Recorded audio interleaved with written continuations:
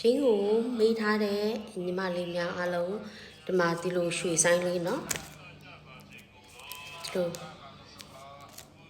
ဒီမှာเนาะဒီလိုလေးဒီလိုလေးခွာဒီမှာเนาะရွှေတစ်ချက်ကိုဒီလိုလေး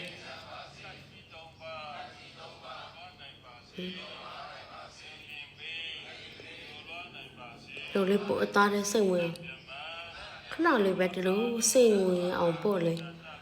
မီလိုတဲ့နေရာရင်းကြတော့ဒါတော်လေးရတစ်ချက်ကြံလေးလို့လေအင်းရတော့ဟာဆိုရင်းကမျက်နှာတစ်ဖက်စီတစ်ချက်ဟိုလက်ဘင်းဆိုလဲအဲ့လိုလေးအဲ့ဆိုမျက်နှာပွင့်လန်းတယ်လက်လာပါရှင်တယ်အသားလေးစိတ်ဝင်သွားဒီလိုလေးနော်စင်ပြေကြပါစေ